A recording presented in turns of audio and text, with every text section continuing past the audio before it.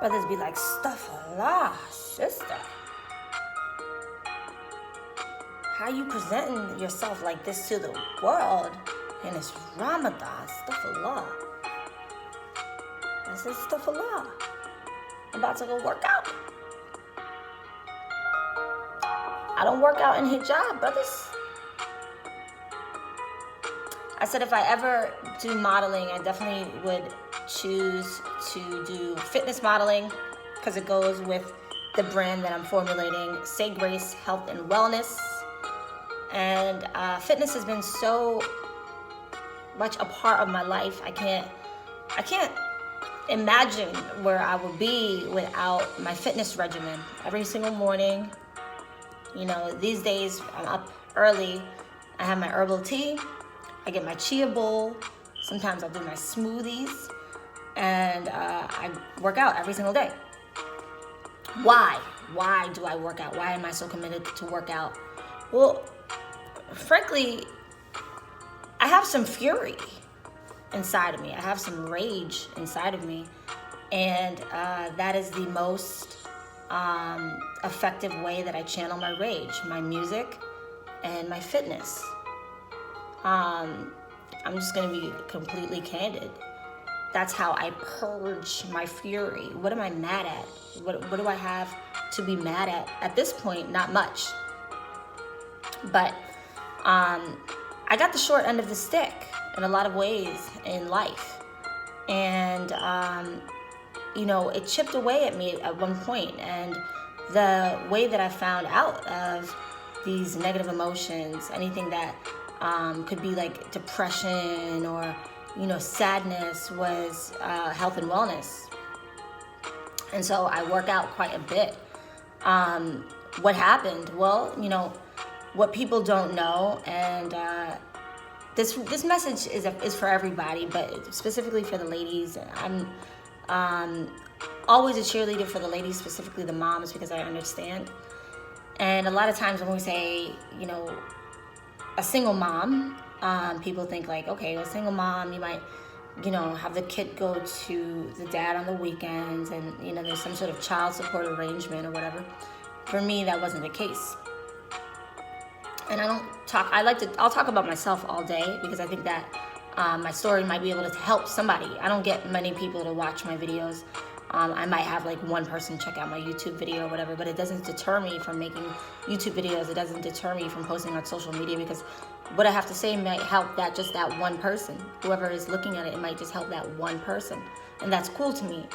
And so, you know, there were times that I would have loved to have somebody like me in my life. Like, if I could go back in time and be my own big sister, my own mentor, my own encourager, I would. But right now, I do just that. And I guess some people might say that I'm a little bit bizarre, peculiar. I could think I'm eccentric, but some people might look at me as a little bit bizarre or peculiar in the sense that I'm very emotionally independent and very self-sufficient as far as my emotions and my mentality. You know, I'm not a cold person, but I have no problem 86ing somebody. I can cut somebody off very, very, very, very easily, and not feel any kind of way about it. Why is that? Well, you know, my story, you know, I talk about myself. I try not to talk too much about the details of my mom's life, because this isn't her blog or vlog or her YouTube channel, but I'll just put it this way. Between my mom and my dad, you know, there were about 11 divorces. And so I've seen people fall in love. I've seen people fall out of love. And growing up, you know, I got attached to step siblings, and then they were removed from my life, you know, or one summer they just weren't there anymore. And some people may say, well, you know, going through all of these things, you know, you may need to talk to somebody and go to therapy or go to counseling. And I will say that I don't believe that it's a one-size-fits-all thing for life. People have different ways of being able to handle what is considered abnormal. You know, for me, it's not going to talk to somebody who doesn't look like me on somebody's couch. For me, it is taking these experiences and turning them into lessons and then channeling that to become a better person and become a motivator and an inspirer and all these things. That's how I deal with that. And so, personal responsibility. Okay. Right now, I live in a condo, and I've talked about, my neighbors and some of these people, my landlords, some of these very nefarious individuals around me. And I'm analytical, and I say, wow, I'm not a rich woman by any stretch of the imagination. I'm not wealthy. I have people who make a lot more money than me, really focused on me. They give me a lot of their attention. What's up with that? That indicates that you're a commodity, right? When people focus on you, they give you your attention, you're a commodity. You have something to offer, right? What is it that you have to offer? Why is it that they're so desperate to get your attention, But unfortunately for them, I had to set up a lot of boundaries, and I learned my lesson about boundaries. Because you're in the matrix right now. You're in a world that is, to some degree, people will feel no emotions about stealing. Thieves. These are thieves. And when you do certain things like I do, where your diet is primarily fruit and veggies, and you work out every single day, and you have disciplined yourself where you have cut off everybody in your life. I'm talking men, relationships, friendships, everybody in your life who doesn't serve you. You've just 86 them out of your life. You get a lot of energy. You feel a whole lot better when you're taking care of yourself, and you've got your herbs in, and you're drinking alkaline water, and you're focused on your priorities. You have a lot of energy. But here's the thing, that energy that you've done to discipline yourself is for you. That's for your rise. That's for your business. That's for your children. That's for your family. That's for you. It's not for other people, especially those people who don't do the work, right? You've got some very lazy, nefarious individuals who don't want to do the work on themselves. They're too scared to do it on their own. They're not strong enough, so they have to have relationships, friendships, and people around them that they know don't really make them happy, that they know aren't really fulfilling their hearts. They're too weak. And so they go about life in a very nefarious way, trying to tap into your energy after you did the work to try to steal your energy. It doesn't work that way, not on my end. And why am I so firm on this? Because I was the battery for so long. I was the host for so long. I was the host, and they were the parasite for so long. And they fed off of me like leeches. And somebody can say, how? How does that work? Right? Because you think about it, when you think about, somebody who's wealthy or affluent, how everybody wants something from them, right? And I'm not a rich girl, but I'm rich in spirit. I'm rich in soul. I'm rich in energy. And that's what they wanted. That's what they were after. And I said, you know what? My ancestors, they died already giving something for nothing. Like I have a legacy of people who died already giving something for nothing.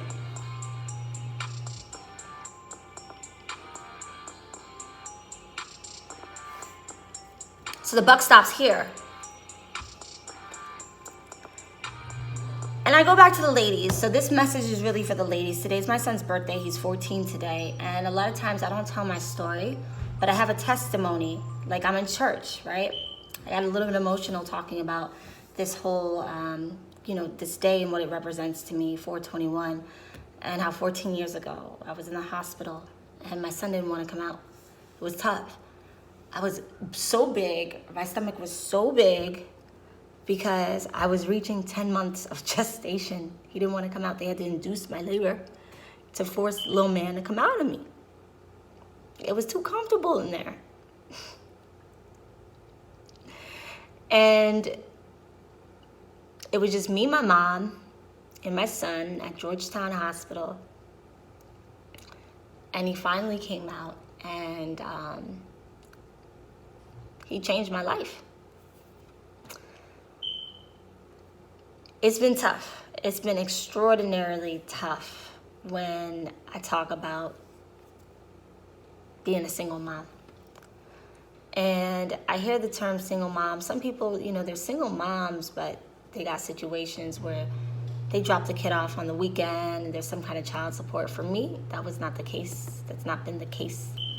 I have never received. We received a Scully and some booties when my son was like either 6 months or 8 months, and that's it. At 14 years, that's the only thing that we've ever received. Not a dollar, not a dime, nothing, nada, zilch, zip. Nothing at all.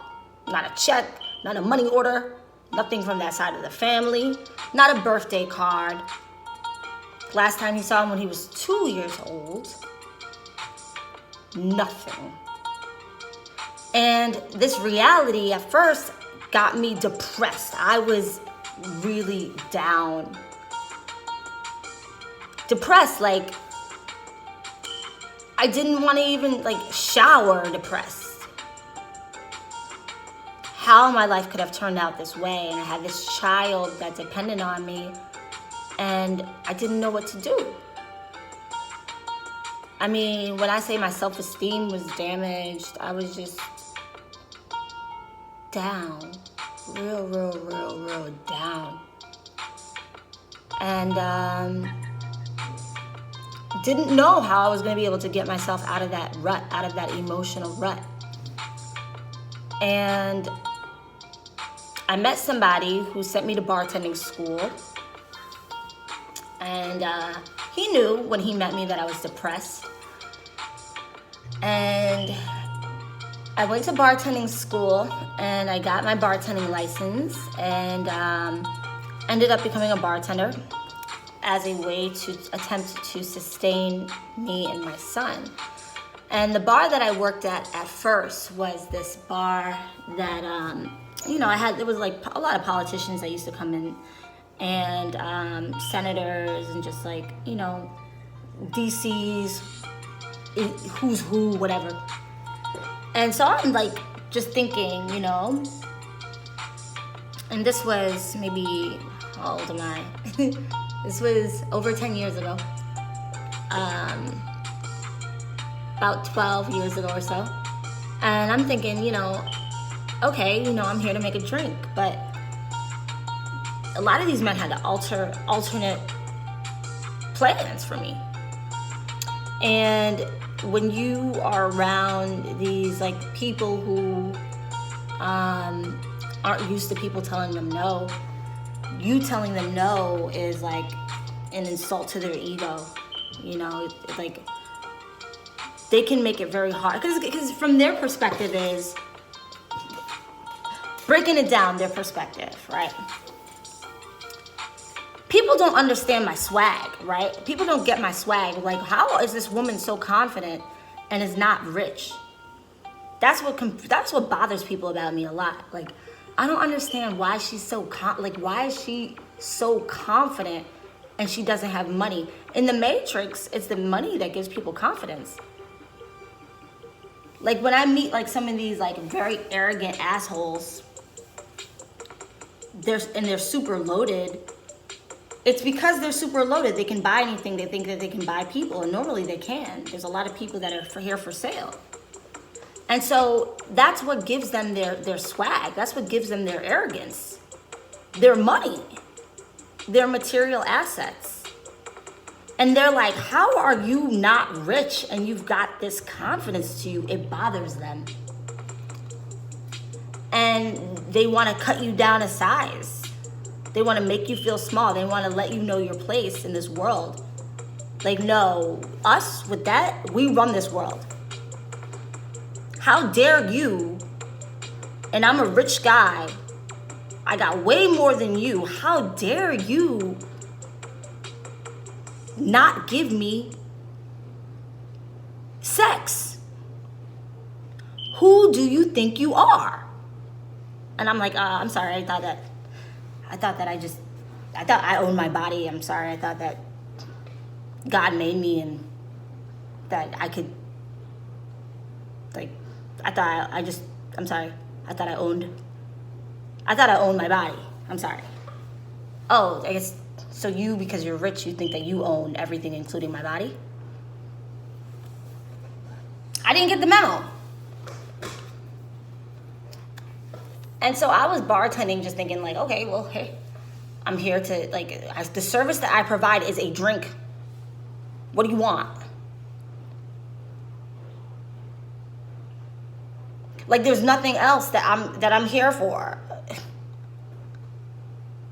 I'm not here to give you sex.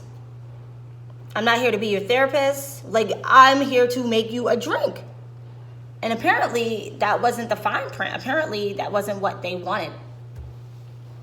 And so I've had some very bad experiences in regards to work.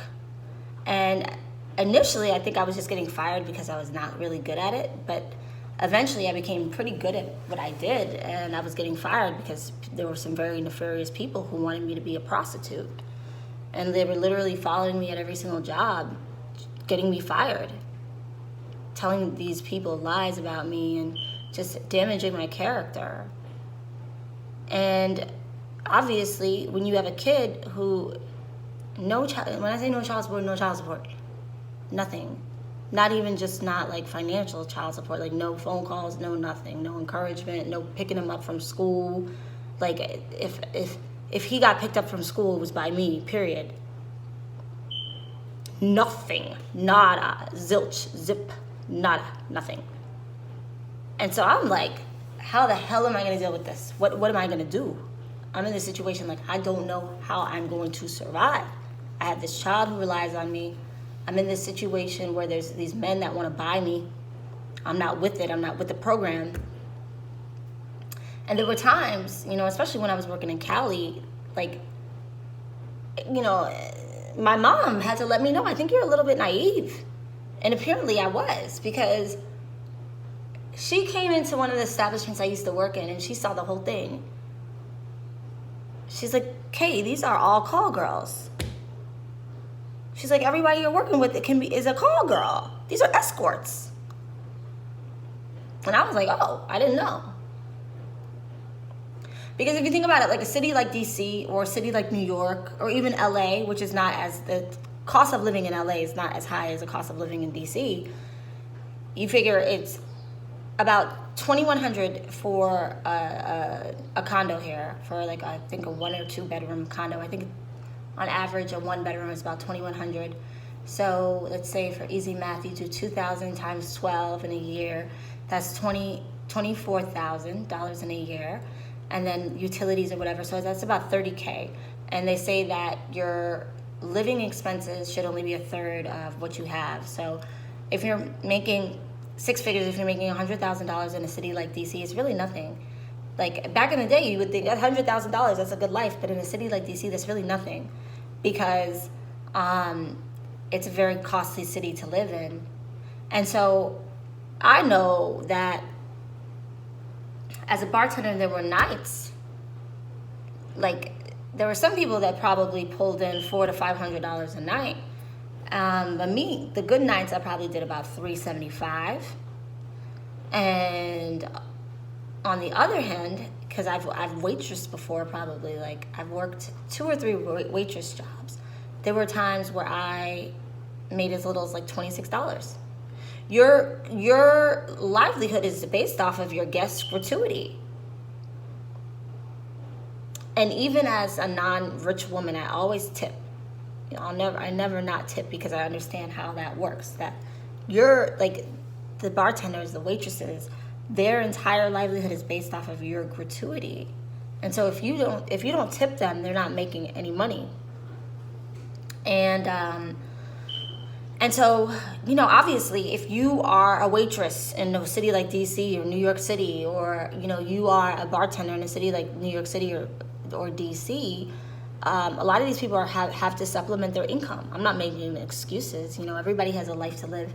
But, you know, why the industry has become synonymous with, like, low-key prostitution is because a lot of these girls, and guys too, because there's a lot of guys who are prostitutes as well, they don't make a lot, and so to live in the city they have to supplement their income at some way, somehow. So I didn't know that a lot of these people that are coming into these bars are assuming that a lot of these people are doubling up. Because I'm like, where is this energy coming from? You know what I mean? I've always been friendly. Sometimes people can misconceive or misperceive my friendliness as being flirtatious, but I've always been a very friendly person. And I'm like, where is this energy coming from where people think that, you know, they can buy you, and like you're working, you're getting like all these business cards from all these different people, you know, this senator and like this, like whatever, you're just getting all these like business cards, and you're thinking that they're just nice people, that they just want to take you out to dinner and whatnot. No, that's not the case. That's really not the case, you know. And so yes, I've met a lot of people, you know, in the past 10, 12 years that I've been bartending, a lot of elites or whatever, but I'm here to say it's not a big deal. Like, it's not like they're looking at you as an equal, typically. They're looking at you as some trick, you know, somebody that they can buy. And I received a lot of animosity and resentment from management, from guests, you know, from other people. Like, who do you think you are? Because I always kept my integrity, and I was always that girl that couldn't be bought, always. And so, yes, there's been a lot of challenges as far as being a single mom and trying to support my child in this city, in this industry. And there came a point where I just said no more. I said no more, because I did not like the feeling of being exploited. I did not like the feeling of showing up to work and having like a guy sit at the bar and just be so like childlike and just demand your attention so much. Like, they think that like maybe they're not getting attention at home or whatever, so they'll show up at your bar and sit right in front of you and just like demand like your attention. And I was sick of it. I said, no more. I was sick of a lot of different things. And so, why am I saying this? Well, okay, ladies, if you can imagine the shortest end of the stick, I got it. No child support, no birthday cards, no phone calls, no dad whatsoever.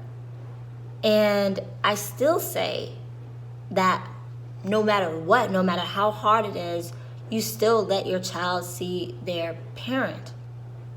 And you still don't trash your co-parent. You still don't trash the other parent. I'm breaking it down to you guys right now, but when it comes to my son, I don't talk negatively about his father. Even though he's absent, I still don't talk negatively about his father. I don't trash his dad, period. Ever, ever, ever, ever, ever, ever, ever.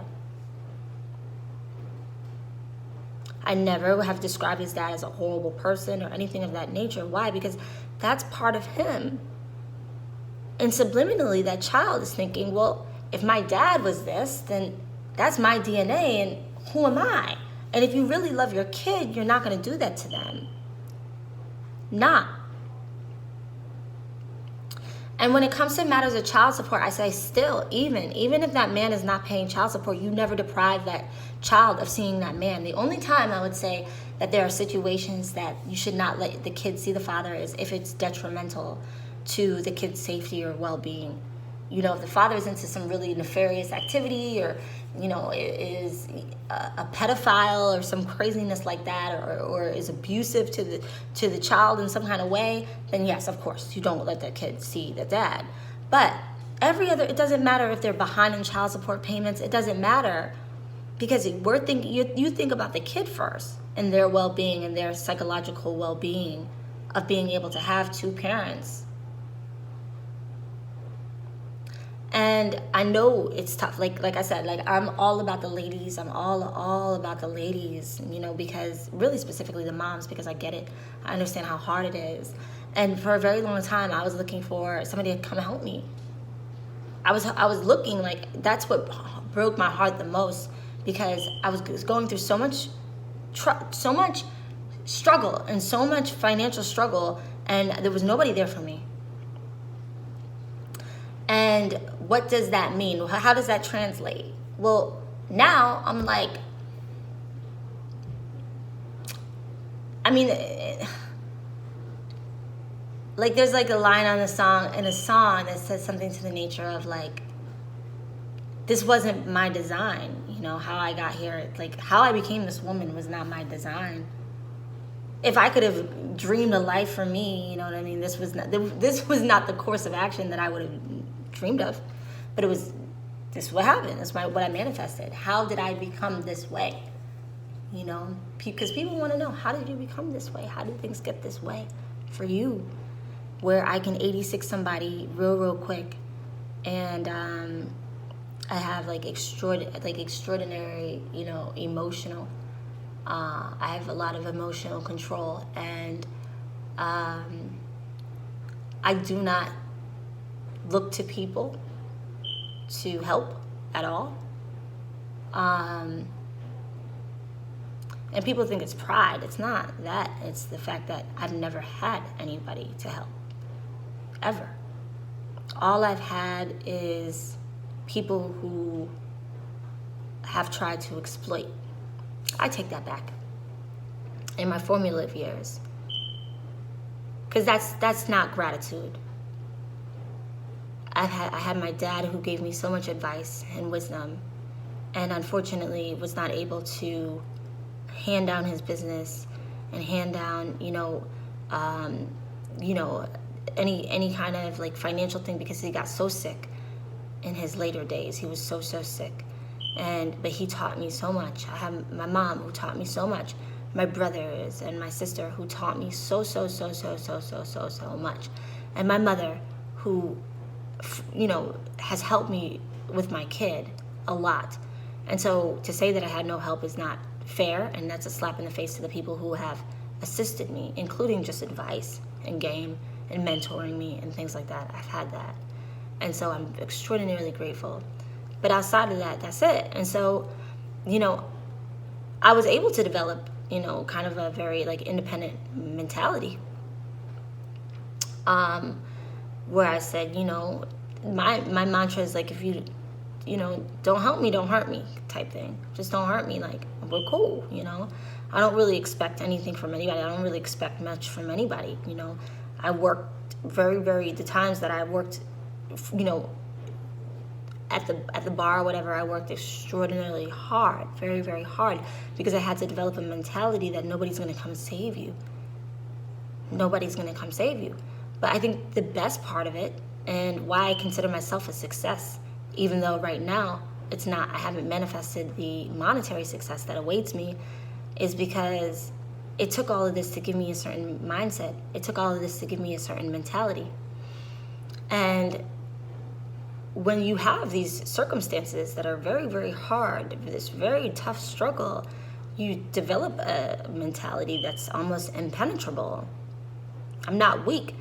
And it kind of, it bothers me. Like, I feel like a pest, like a gnat that I just gotta,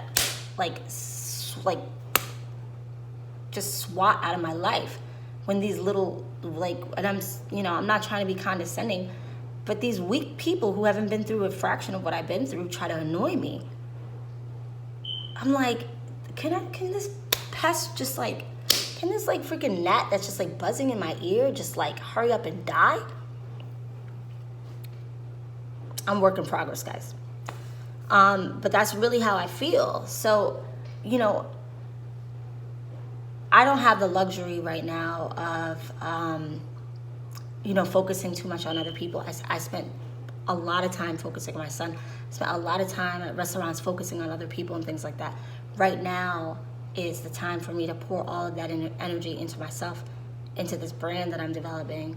And this is the reason why, I've developed this mentality that is impenetrable. I'm not looking for people to necessarily support me. If that happens, it's a blessing.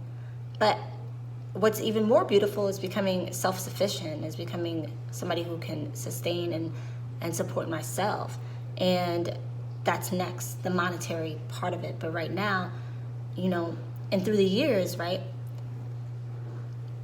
I had to be my own encouragement. Because with that single mother situation and the abuse, and then just my family's, you know, my mom's side is African, and so the expectations are very, very high. And so I was such a letdown, and I received, like, you would have thought I killed somebody, you know, just by being a single mom and being, you know, an artist and things like that. You would think that just because I wanted to pursue my art, you know, it was like, you would think I committed homicide or whatever, the way that some of my people were treating me, some of my family members were treating me. And so I had to be my own encouragement. And that's what's so beautiful. Like, my swag doesn't come from money. My swag doesn't come from other people. My swag doesn't come from having 1 million subscribers on YouTube. Obviously, you know what I mean? If I get one person to watch the video, that's cool. My swag doesn't come from anything external. It comes from my faith. It made me even a stronger believer. It made me, when there's nobody there to encourage you, you encourage yourself. When there's nobody there to support you, you support yourself. And these are things that can't be taken away from you, and that's what makes you so secure. I'm not an insecure person. I'm a very confident woman. Why? Because my encouragement comes exclusively from me. Even to the point where now, like, it got to a point where when I was receiving compliments, and I get compliments all the time about, you know, how I look, but, like, you know, certain things, I was like, almost, it was almost like an issue to receive. You know, because I was just so used to people just taking and taking and taking. It was like almost like an issue to receive. And when people put me down, I'm like, I'm used to it. You know, I'm used to it by people who actually matter to me. So you know it's not going to affect me when you don't matter to me. I'm my own encouragement. I'm my own strength. I'm my own rock. I'm my own everything. By the grace of God. And when people misconstrue that as an ego, I'm like, look, you could let these dream killers kill your self-esteem or use the arrogance as a means to power your dreams. Kanye. I'm not letting anybody, as much as I've been through, I'm not letting anybody come and try and take anything from me at this stage of the game. And that's in every way. That's relationships. I'm so blessed that I've been through some really bad relationships and had some men that haven't treated me right. You know, when I was depressed and things like that, and I was going through it, and I attracted partners who didn't love me, didn't nurture me, didn't care for me. Because now, I don't feel like I need a partner. I don't feel like I need, you know, I don't have to have somebody. It's made me so strong. This whole situation has made me so strong. So when I get these little gnats, I mean, just these little pests, they haven't been through anything in life. I mean, I'm like, why are you trying to fuck with me? Like, you can't, you know, they used to really, if they call people, if you think I'm cocky, they used to call my mom so arrogant. Oh my gosh, everybody thought my mom was so arrogant and conceited. And she'd be like, they can't touch my toenail. Because she's even stronger than me. She had 4 and did it on her own. 4 children. Putting her oldest through 4 Ivy League schools. 4 Ivy League schools on her own. Fled a war, pawned her jewelry, and brought kids with her from Africa and did it on her own.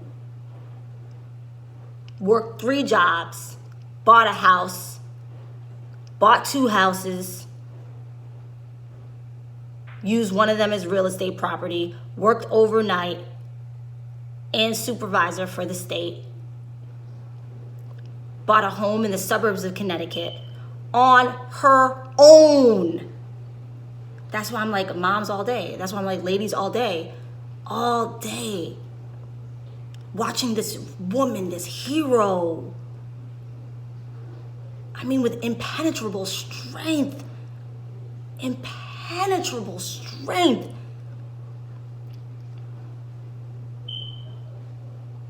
That's why she's like, you can't touch my toenail. That's what she tells people. You can't touch my toenail. You haven't been through what I've been through.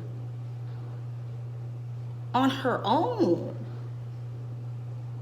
So it's like when we come across these gnats, these weak gnats, it's just like, please, like, are you kidding? Like, stop it. Get out of here. Who do you think you are?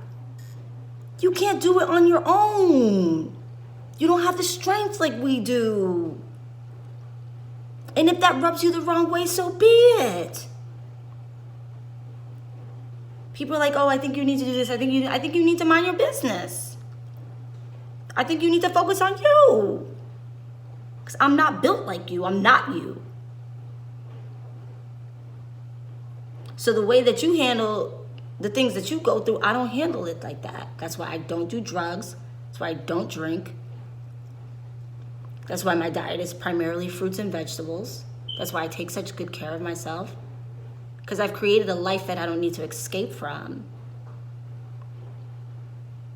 That's why I have tremendous confidence, because I think I can conquer anything.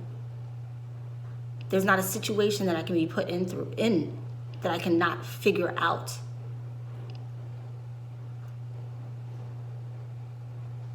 The adversity is a blessing. And I want ladies to understand that, and I want people to understand my struggle and my story. You know, I know that there's this culture of like hoism right now, you know, and it's like, and I understand, you know, America is expensive. And so a lot of these women, a lot of these rappers, the Cardis and things like that, they're basically telling you, use your body, work what you got to get ahead in this game. I'm telling you, no. It doesn't matter. It doesn't matter, ladies. I did it without selling my body.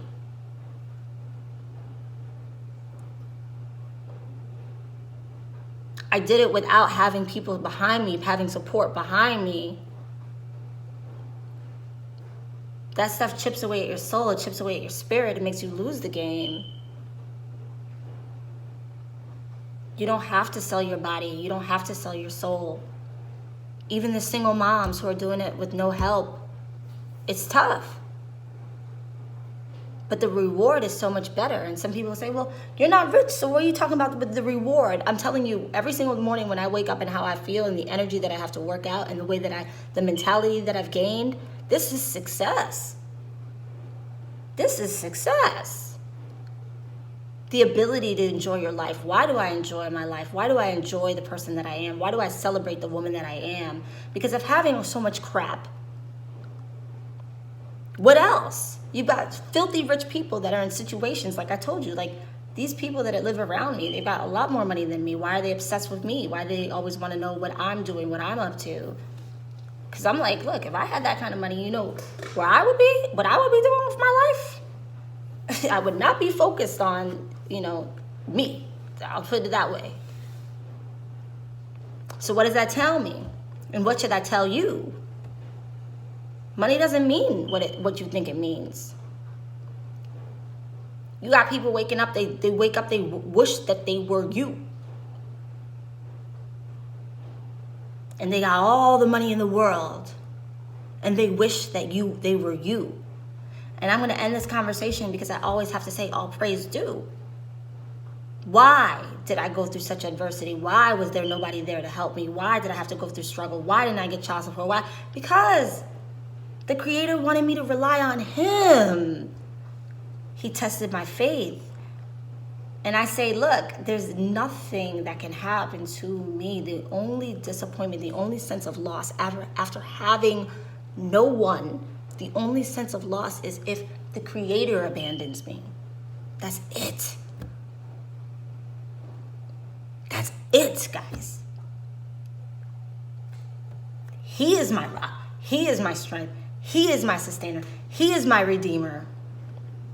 It's not man's view of me or perspective of me. It's the Most High's perspective of me.